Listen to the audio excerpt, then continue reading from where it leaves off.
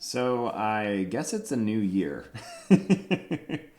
I am recording this right now on December 18th. So it's always kind of a weird thing to think about the fact that these come out so long after the fact. They don't always, but I try to stay on top of things. And that makes me kind of think because there's a couple of funny things that came to mind regarding this. The first of it is the fact that I started this channel, I guess 3 years ago, on like January 1st or 5th or something like that. So I'm actually coming up on the anniversary of the first video released on this channel. And that's kind of an interesting thing. It's kind of interesting just thinking back on the fact that it's been that long because, on one hand, it does feel like it's been a long time. And on other parts, it feels like it's been not that much time at all. I guess if I look back at photos of my daughter, I can kind of see the fact that, oh yeah, like she was small back then. Nobody here on the channel has ever seen her though. She's super cute. I would love to like have her on here at some point to talk about something just because it would be entertaining.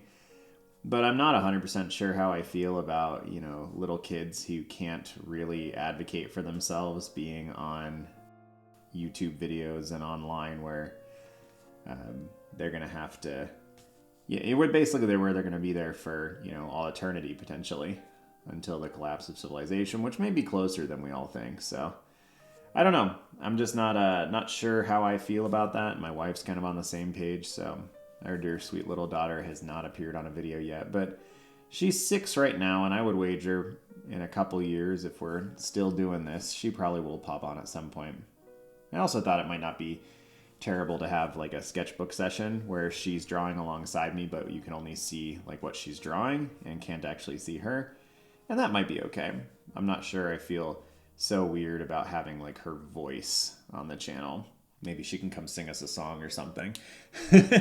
So yeah, that's a really strange way to start this session, I suppose. But it's always interesting thinking about the beginning of the year. I know a lot of people, at least back in the day, and especially here in the US, use the new year as kind of this opportunity to start something new or to start something that they wish they would have started ages ago. We call these New Year's resolutions.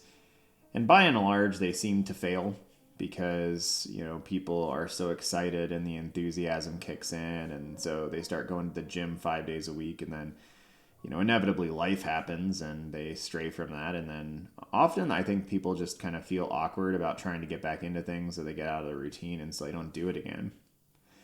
I have often been pretty opposed to the idea of New Year's resolutions, but I think that's mostly a unique component of me being me because I love my habits normally. So I don't really need that much extra push to get into a new habit. I'm like, yeah, habits. There's safety in the known. Like, let's go, man. So for me, trying to take on a new habit at the beginning of the year, I'm prone to just sit there and look at it and be like, well, if it was worth doing, like, why didn't I just do it earlier? Now that I'm thinking about it in mid-November or December or whatever, I'm just going to do it now because that makes more sense.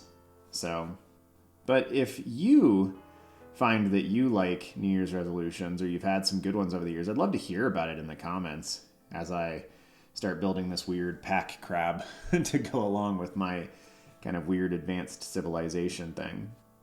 If you haven't followed along the last couple sessions, what I'm working on here is I'm developing some just everyday life components of a fantasy city that is kind of located here.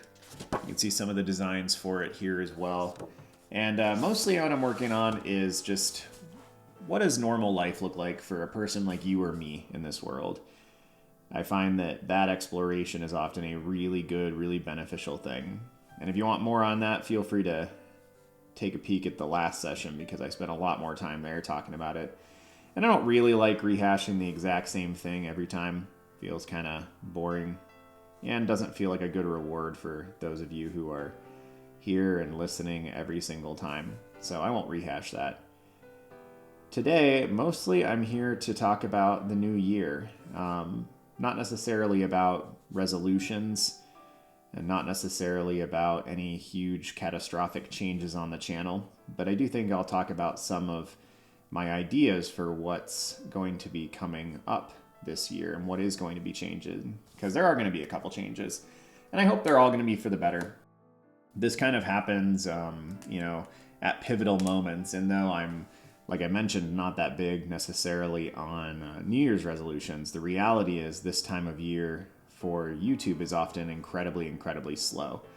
January tends to be the time of the year where there's the least traffic, and I'm not 100% sure why. Maybe people get a lot of cool things for Christmas, and so they're doing those. Maybe it is New Year's resolutions, and people are, going to the gym and getting outside and stuff rather than sitting inside and working on art or watching videos. But it's not something I see just for my channel. It's something I see kind of across the board.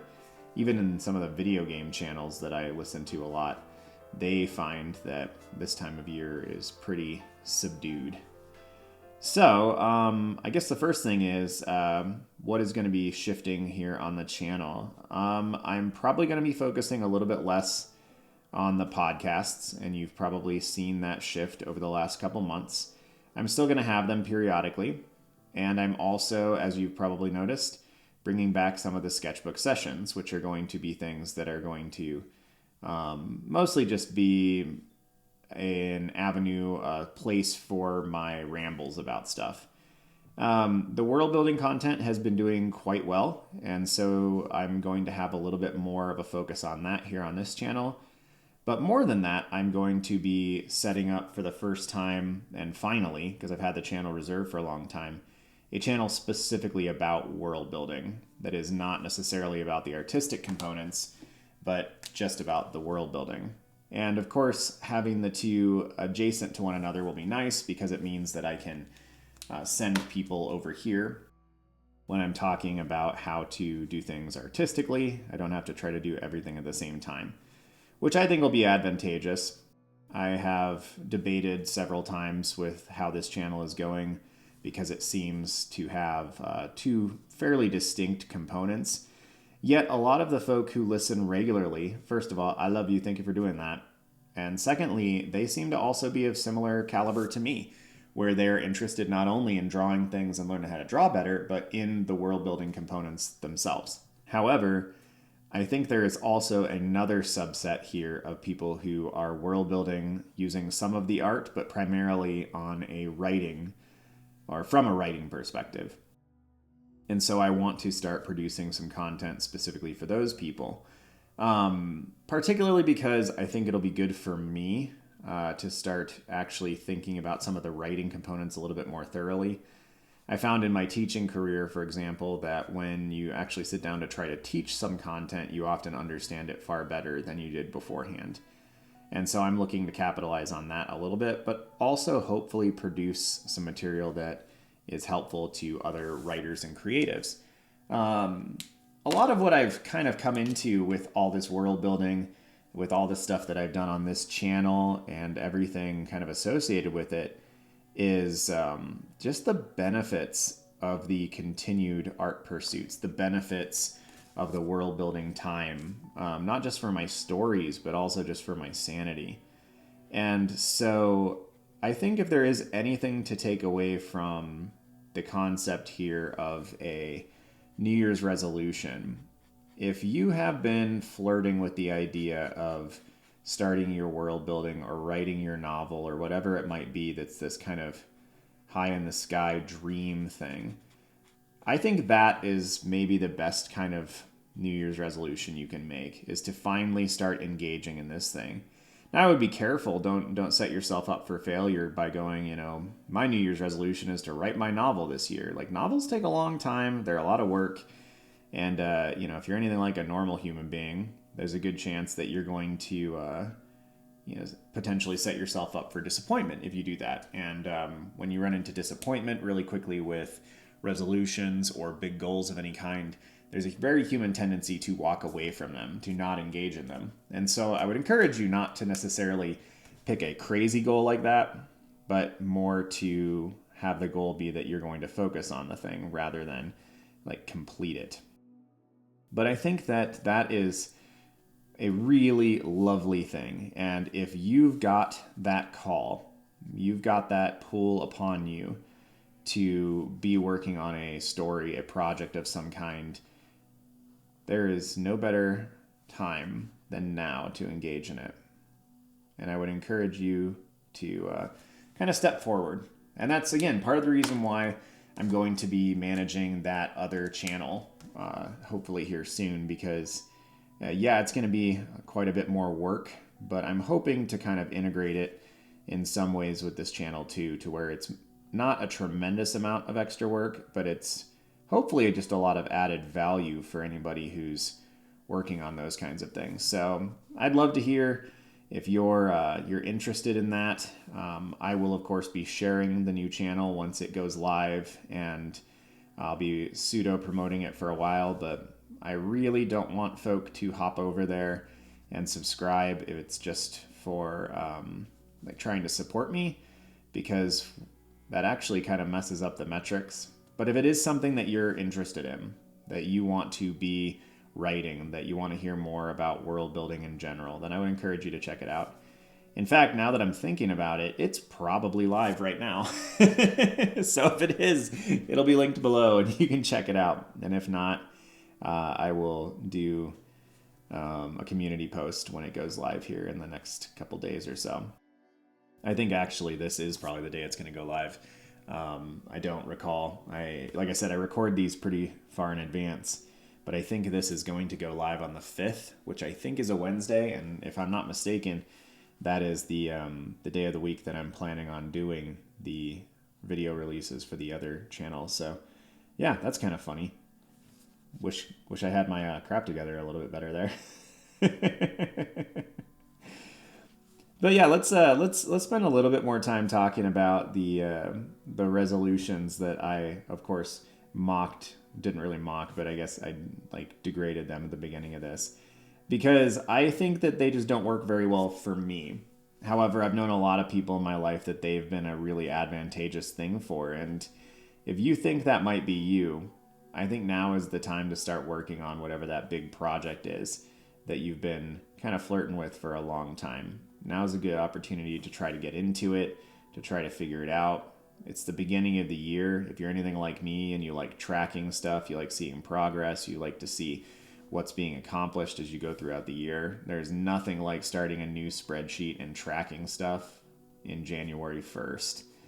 And then being able to see slowly is like, oh man, like I've written 1,000 words, I've written 5,000 words, 10,000, 50,000, 100,000 words.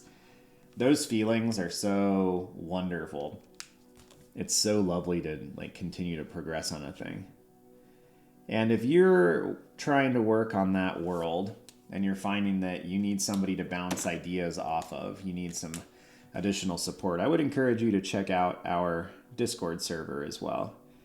Because community is one of the best things you can ever embrace when it comes to working on something like that. Artistically in general, it's really beneficial to have support, to have a community. But when it comes to world building and writing and these large scale projects that like kind of never end, oh my goodness, it's really a good idea to get some additional support in there. So I would encourage you to check that out if you don't have a community. And if you do, that's wonderful. There's, just to be transparent, like there's not really any benefit to me if the Discord channel or server is doing really well. There's no monetary benefit. Like it's not like the more people who join there, I make more money. I make nothing from Discord. So it's just to hopefully offer something for all of you. The benefit I get is that I get to know that there's people there that have a space, and I get to get feedback on my work sometimes, and I get to share things and get to kind of flex those teacher muscles every once in a while and give some feedback on stuff. But, I'm not the only one on there. I think we're close to 500 people on the server right now, so it's still pretty small. But there's a lot of really good folk there who do work pretty constantly, and a couple people who are really, really solid at giving feedback, and I really appreciate it. I'd give them shout outs, but I don't know if they want to be shouted out. and I try to be sensitive to that stuff. So these are pack animals that I'm working on here. Originally, I had kind of been thinking that maybe there'll be automatons or robots or something in this city, but now I'm kind of working on these pack animals. I probably should have looked up some stuff. This reminds me a lot of like some of the creatures on Tatooine in Star Wars. And this one over here, of course, reminds me of a chocobo from Final Fantasy. Ironically and weirdly, the latest installment in the Monster Hunter series actually had a creature like this, and I'm not sure how I feel about it. Like it feels like it's very much a nod to chocobos, and there's probably other creatures like this in other series, but it just felt kind of strange. I don't know. Monster Hunter seems to be unfortunately losing its way a little bit with the most recent games, as they kind of make everything a little bit easier, and it's a hard thing. It's hard to make media of some kind like more accessible for new folk, because when you do that, you often distance yourself from the things that made it loved in the first place. And not always, but sometimes that's the case, and that's a really hard thing. I don't envy the job of video and movie and TV show creators when they're trying to figure out like how do we bring in new folk without like totally upsetting all the people who love our games for these things. The new Metroid Prime game just came out, and I'm a huge Metroid fan, and yet I'm not playing the new game because there were some pretty big concerns right off the bat, and the reviews that I've seen do not make me want to play it. And that's really unfortunate, because I've been waiting something like 18 years for the next installment. But it just feels like they kind of missed the mark a little bit on things. It's a little bit rambly, not really in the world building train of thought. I'm not going to try to reattach it because I'm not sure how to do that. I think the point there is mostly just it's very hard to manage media in that way, to make sure it makes sense. I suppose the connection really is just the consistency here. As I try to think about like how all these pieces are going to come together to form this civilization, I've got to figure out where I'm taking things from, where I'm stealing things from, the ideas, and how they're going to come together. And if we do have this really advanced civilization, in some capacity, would they still be using animals? Would they have shifted over to different forms of transport, different methodologies, things that maybe are more humane? Sometimes when we jump into futuristic settings, we have this idea that like, well, no one's going to eat meat anymore because eventually it's going to be seen as like barbarous. And I don't know if that's true or not. I would be kind of bummed if we stop eating meat at some point, but there is kind of this notion sometimes, especially in science fiction, that advanced civilizations are going to stop consuming meat. They're going to stop using animals in a way that we would, kind of consider things slavery. And so to that end, in that thought process, I've kind of wondered, like, if this is a really advanced magical civilization, are they going to think in a similar way? And I haven't come to a solution yet. I'm going to have to keep chewing on that and trying to decide what I think we're going to do with that piece. I think that this part of the world building, though, often leads to those kinds of questions and those kinds of concerns. And that's one of the biggest benefits that it has, is that it forces you into this place of having to consider and think about those kinds of things. There's just so much to like problem solve when it comes to world building. Do you ever find that that's intimidating? Like, does that ever seem like you don't want to dive back into your world building because it just feels like there's too many things to answer?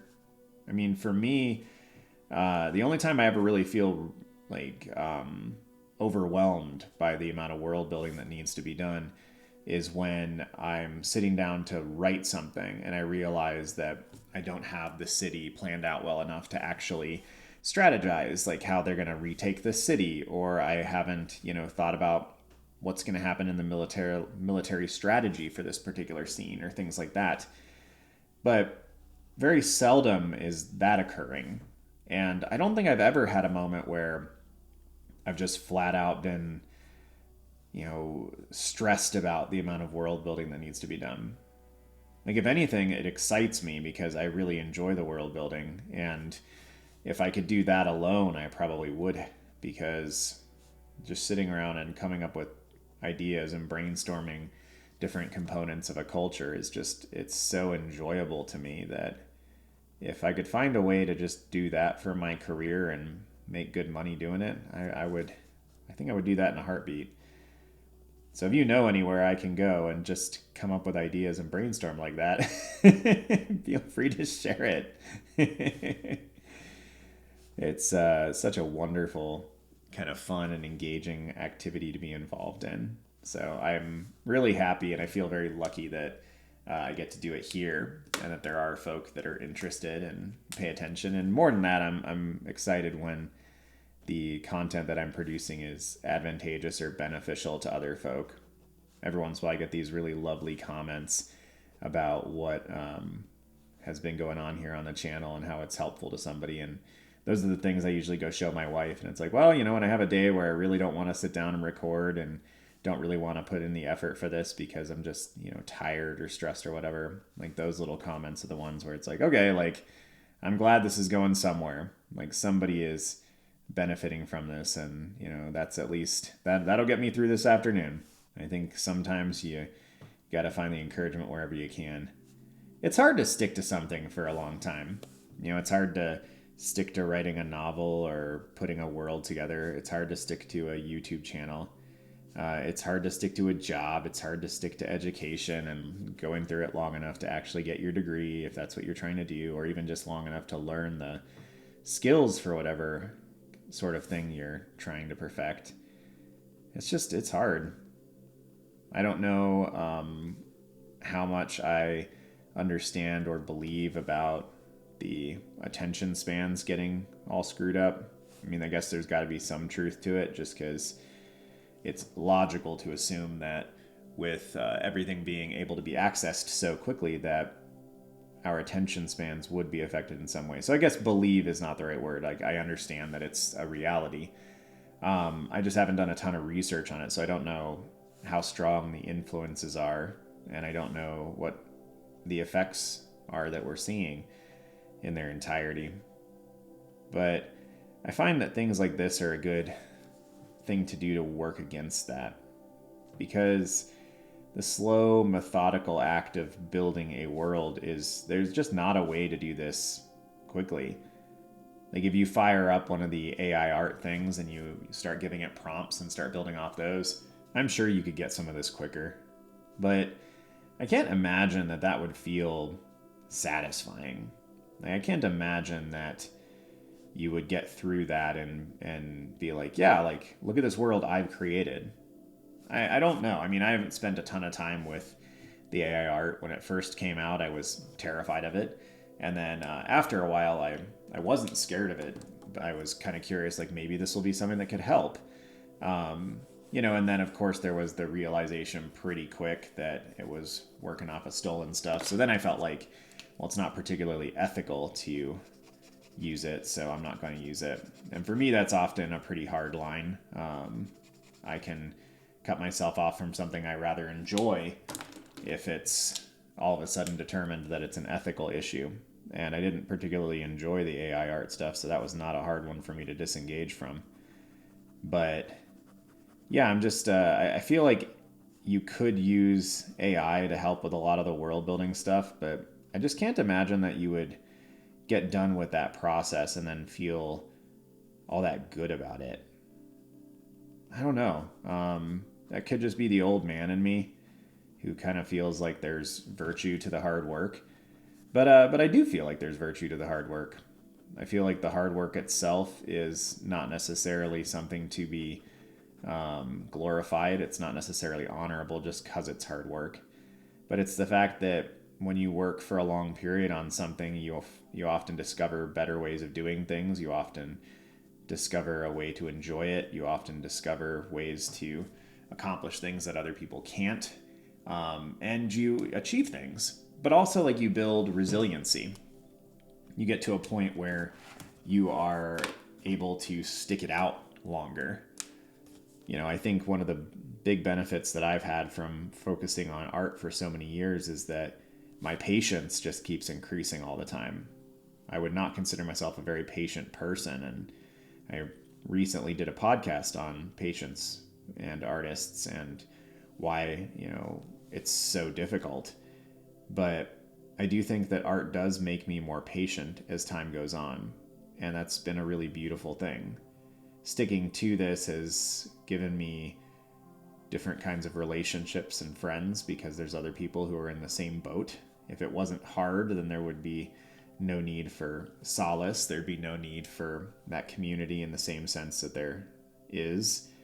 I think there's a lot of the potential negative effects of the thing actually lead to positive effects from the thing. And again, it's possible I'm just trying to come up with a coping mechanism, and it's possible that all the AI stuff will eventually dismantle everything I love. And if that's the case, we'll figure it out. We'll move on. But I think that even in the age of AI and what it's threatening, I think that these kinds of human actions are important, and I would encourage you to keep putting time into them. These drawings are not good. They don't take a ton of time to do. It wouldn't take you, if you're just learning from scratch, it wouldn't take you a ton of time to get decently proficient at these tiny little kinds of sketches for your world building and your story.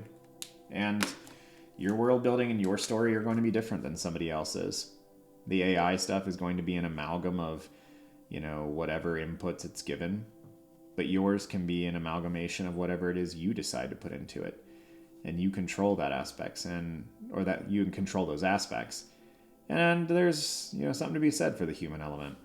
Again, I might be an old dude, but if I am looking at art and thinking it's interesting and then find out it's AI, it's not like I get this oh, well, what a travesty. Mostly what I get is oh, there's no additional thought behind it. This wasn't made by a human, so therefore there's no reason to look at it and ponder it. I have no interest in the AI art or AI written novels or world building or anything like that, just because there's no pondering to be done. When a human puts something together, even without their own knowledge, you get things that are different and intriguing and personal to that particular human being. And you just can't detach from it. Years later, you can take a look at poems you wrote or songs you wrote, a novel you wrote, whatever it might be, and there's going to be snippets of the person you were at that particular moment that are absolutely fundamentally unique. And that's just this wonderful, cool thing. And world building is just always going to capture that, any personal activity actually is just going to capture that in a way that something else is not going to be able to. So for me, it doesn't change anything. I have these moments every once in a while for sure of existential crisis and dread.